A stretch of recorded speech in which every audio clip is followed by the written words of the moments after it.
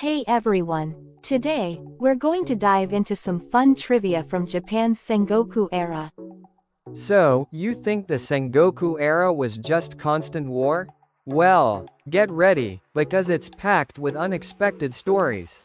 By the way, Ryu, what would you do if you were born in the Sengoku era? Huh? That's easy. I'd aim to be a top general and unite the country. I'd probably become a farmer and grow rice. Hey, that's important. Feeding the nation is what keeps everyone happy. What are you talking about?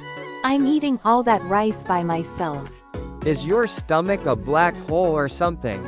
Just kidding. Anyway, today we're introducing the top 3 fun facts from the Sengoku period. Let's start with number 3. The wealth of the Tokugawa clan.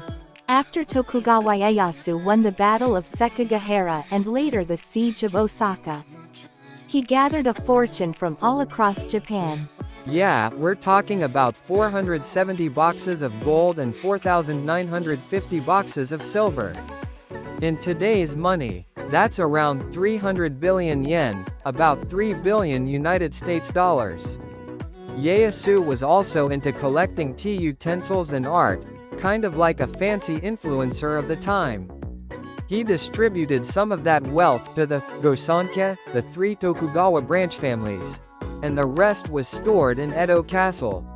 But there's a legend that some of it was buried somewhere. That's the famous Tokugawa treasure. It's said to still be hidden somewhere today. Now that's what I call exciting. Since it hasn't been found yet, we should totally go treasure hunting. But Sora, if we find it, we're splitting it evenly, right? No way, I'm keeping it all for myself. You'd blow through it all in 3 days, I bet. Next, number 2. The difference between black and white castles. Early in the Sengoku period, castles with black keep towers were more common. Oda Nobunaga's Azuchi Castle, for instance, was coated in black lacquer or persimmon tannin. It was actually a strategic move for battle. Black walls helped them stay hidden from enemies. And that persimmon tannin also helped prevent the wood from rotting. Castles in the Sengoku period had all kinds of defenses. Famous black castles include Matsumoto Castle and Kumamoto Castle. But after the wars ended, and the peaceful Edo period began, white castles started popping up.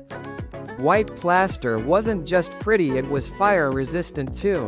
Himeji Castle, for example, is so white it's known as the White Heron Castle. People often say, black is Toyotomi, white is Tokugawa. But it's not really that simple. The color choice often came down to the castle lord's taste and financial situation. Exactly. White plaster was expensive, so having a white castle was like saying, "Look how rich I am." It was a status symbol.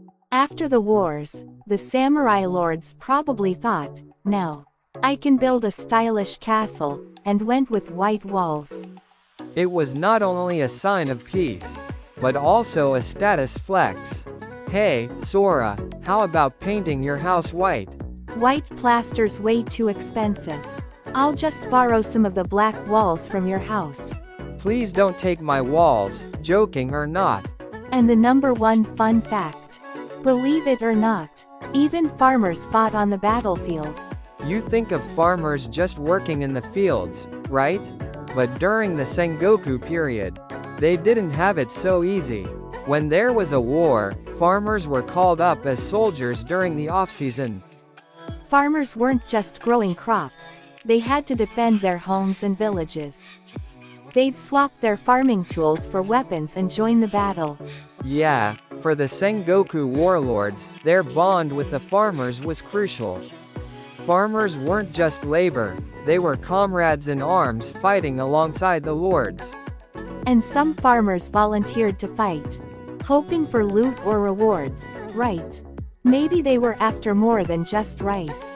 Pretty much. But when the wars ended and the Edo period began, farmers were freed from battle duties. With the separation of samurai and farmers policy, they could focus on farming. So, they went from fighting on the battlefield and in the rice fields, to just sticking to the fields. And that let them focus on farming, leading to better crops and a wealthier country. So, how did you like our top 3 fun facts about the Sengoku period? Bet you didn't see some of those coming, right? There's plenty more to explore about the Sengoku era, so stay tuned for the next episode. See you next time. Catch you later. If you enjoyed this video, don't forget to subscribe and give it a thumbs up.